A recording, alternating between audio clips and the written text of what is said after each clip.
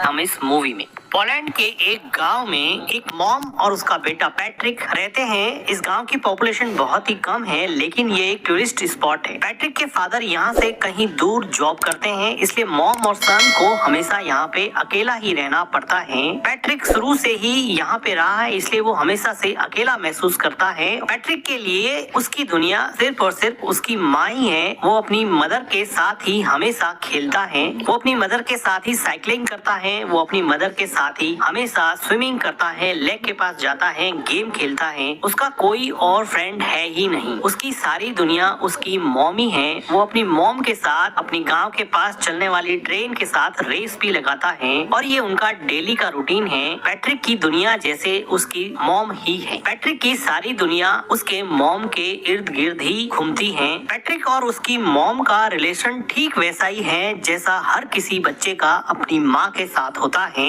वात्सल्य से भरा और प्यार से भरपूर इस रिलेशनशिप में किसी और की कोई जगह नहीं थी। लेकिन पैट्रिक की जिंदगी में खलबली तब मच गई जब इस गांव में आसपास के सभी लोग समर वेकेशन की वजह से अपने बच्चों को लेकर पिकनिक मनाने आने लगे और अपना समर वेकेशन व्यतीत करने के लिए यहाँ पे रुकने लगे। पैट्रिक तो किसी से भी क्लोज यहाँ पे हो ही नहीं पाया, क्योंकि वो शुरू से ही अकेला रहा था। उसको किसी से फ्रेंडशिप करने में भी बहुत प्रॉब्लम होती है।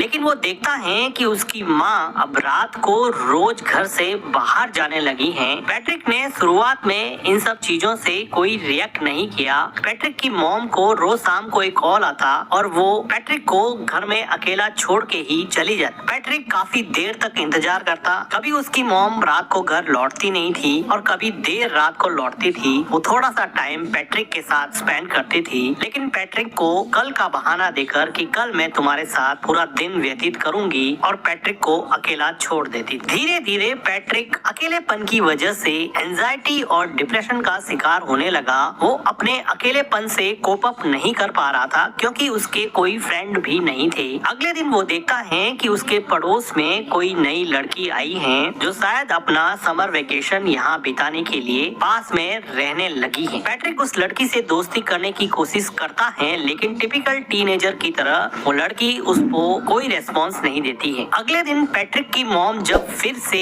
घर के बाहर जाने लगती हैं, तो पैट्रिक को बहुत बुरा लगता है और वो अपनी मॉम के ड्रेस पर जूस से भरा ग्लास गिरा देता है, जिसकी वजह से उसकी मॉम उस पर बहुत चिल्लाती है और उसको डांटने लगती है। वो उसके मन की हालत नहीं समझ पा रही थी कि वो अंदर से कितना अकेला फील कर रहा है, लेकिन जैसे उसको कोई फर्क ही नहीं पड़ता, वो अपनी ड्रेस चेंज करके फिर से शाम को अपने बॉयफ्रेंड से मिलने के लिए निकल जाती है। पैट्रिक अपनी मॉम का पीछा करता है। वो देखता है कि कहाँ जाती है। कुछ देर जाने पर उसको पता चलता है कि वो हमेशा अपने एक बॉयफ्रेंड से मिलती है। पैट्रिक को अपनी मॉम के पीछे जाते समय एक हिरन का बच्चा दिखता है जो अकेला सड़क पर घूम रहा था। ये डायरेक्टर का मेटाफर है कि किस तरह से हिरन के बच्चे को भी उसकी माँ ने अकेला छोड़ दिया है और वो इस सुनसान से जंगल में अकेला घूम रहा है, जैसे कि पैट्रिक भी अपनी माँ के बिना इस पूरे गांव में पूरे समर वेकेशन में अकेला पड़ गया है। पैट्रिक को हिरन के बच्चे को देख के जैसे कुछ सांत्वना मिली और वो अगले दिन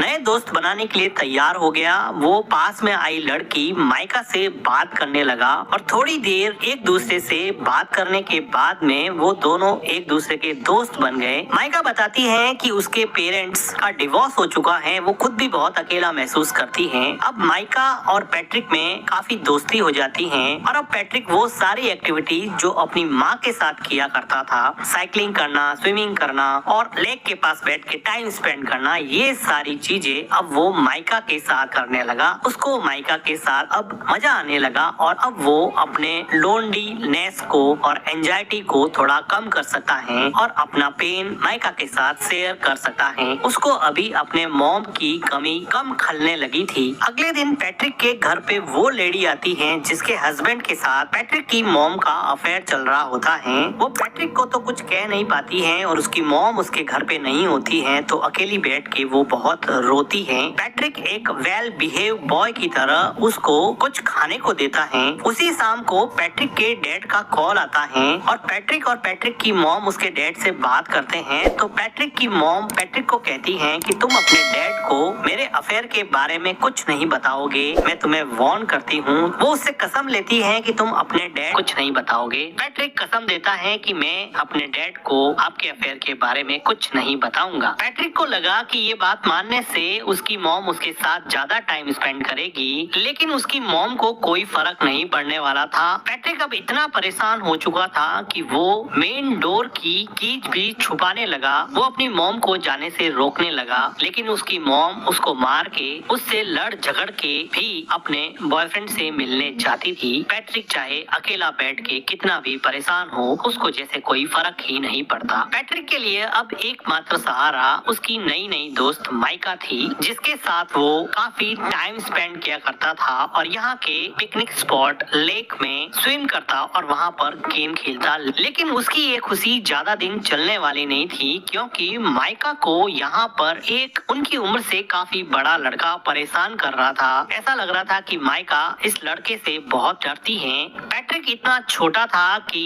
इस गैंग से माइका को बचाने के लिए वो कुछ भी नहीं कर पाया, लेकिन उसको मन ही मन बहुत हर्ट हुआ, क्योंकि वो लड़का माइका को वार्न कर रहा था कि तुम इस लड़के से नहीं मिलोगी, तुम सिर्फ मेरे से ही मिलोगी। उसी रात को पैट्रिक अपनी मॉम का जब पीछा कर रहा था तो वो देखता है कि माइका और वो बड़ा लड़का एक दूसरे के साथ काफी टाइम स्पेंड कर रहे हैं, जिसको देखकर पैट्रिक को लगा कि अब उसकी जिंदगी वापस से अकेलेपन का शिकार होने वाली है। वो काफी मायूस हो जाता है। वो घर पर भी काफी टाइम तक अपनी मॉम का वेट करता। जब देर रात उसकी मॉम घर पे आती तो पैट्रिक उससे अपना टाइम मांगता, लेकिन वो थक हार के सो जाती और पैट्रिक उसकी मॉम के आने के बाद में भी अकेलेपन का ही शिकार रहता।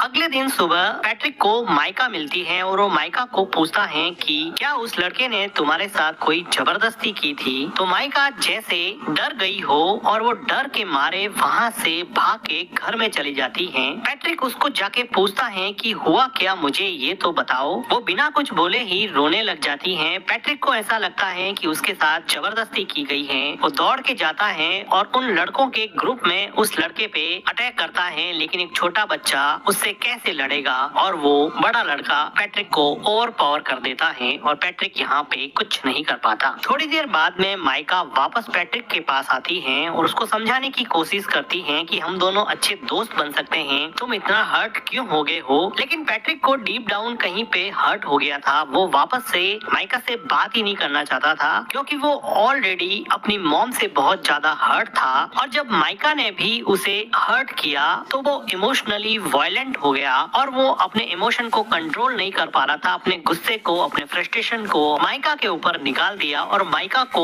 उल्टा सीधा बोला, जिसकी वजह से अब माइका को वापस हर्ट हुआ और अब माइका वहाँ से चली जाती है। पैट्रिक को बिल्कुल समझ में नहीं आ रहा था, क्योंकि वो छोटा सा बच्चा था, उसको समझ नहीं आ रहा था कि इन सब सिचुएशन से कैसे निकले। उसकी मॉम उसको बिल्कुल भी सपोर्ट नहीं करती थी, ना उसको गाइड करती थी। उसके आसपास कोई भी पेरेंटल गाइडेंस नहीं होने की वजह से वो अपनी ही दुनिया में जो उसको समझ में आता वो करता जाता और उसके अंदर अनस्पोकन इमोशंस का एक ऐसा गुब्बार बना जिसकी वजह से वो बुरी तरह से फ्रस्ट्रेट हो गया। उसी रात को पैट्रिक की माँ घर पे रोती हुई आती है। ऐसा लग रहा था कि उसके बॉयफ्रेंड के साथ उसका झगड़ा हुआ है या फिर ब्रेकअप हो गया है। पैट्रिक की मॉम काफी दिनों तक उदास रहती है, लेकिन पैट्रिक अपनी मॉम को अपने पास में देख के काफी खुश रहने लगा है। वो अपनी मॉम की काफी केयर करता है। एक रात अचानक उसके डैड वापस लौट आते हैं और दोनों के लिए बहुत सारे गिफ्ट लाते हैं। पैट्रिक को अब लगा कि अब उसका समर वेकेशन बहुत अच्छे से निकलेगा, क्योंकि उसके डैड ने उससे प्रॉमिस किया था कि मैं समर वेकेशन तुम्हारा साथ में बिताऊंगा।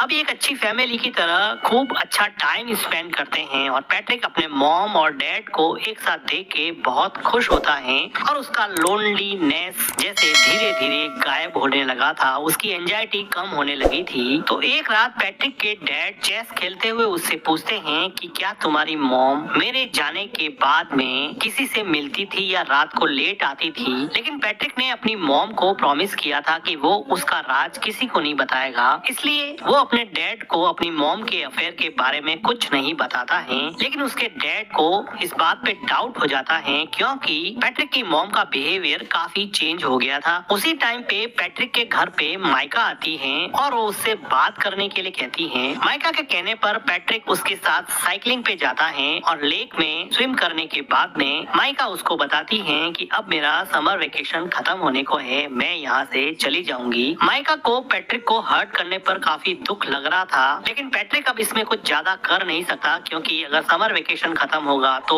माइका को जाना ही पड़ेगा। वो अपने घर पहुंचता है और वो देखता है कि सीढ़ियों पर वही लेडी जो थोड़े दिन पहले उसके घर आई थी वो सीढ़ियों से नीचे उतर रही है। वो अंदर जाके देख रहा है कि उसके डैड बाथरूम में बैठे बैठे रो रहे हैं। उसको समझ में आ जाता है कि उस लेडी ने उसकी मॉम के अफेयर के बारे में उसके डैड को बता दिया है क्योंकि उस लेडी के हस्बैंड के साथ ही उसकी मॉम का अफेयर चल रहा था। तो इस बात से दुखी होके उसके डैड ने अब ये डिसाइड किया है कि अब वो यहाँ नहीं रहेंगे और वापस जॉब करने चले जाएंगे और शायद कभी वापस नहीं आएंगे। पैट्रिक की मॉम पैट्रिक के डैड को समझाने की कोशिश करती है, लेकिन जब आप रिश्तों की बुनियाद विश्वास को ही हिला देते हैं, ट्रस्ट को ही खत्म कर देते हैं, तो किसी भी इंसान को रोकना लगभग नामुमकिन सा हो जाता है। पैट्रिक के डैड अब यहाँ से चले जाते हैं। समर वेकेशन खत्म हो जाता है। पीछे मुड़ के देखती है कि पैट्रिक पीछे रह गया है। वो ट्रेन को देख के डर जाती है, रोने लगती है कि उसके बच्चे का क्या होगा। अचानक से ये मोमेंट उसको रियलाइज कराता है कि उसकी जिंदगी में कौन इम्पोर्टेंट है, उसकी जिंदगी का अहम हिस्सा कौन है। वो आदमी जिसको वो रोज मिलने जाती है या फिर वो हस्बैंड और उसका बेटा जो हमेशा उसके साथ थे, साथ खड़े थे।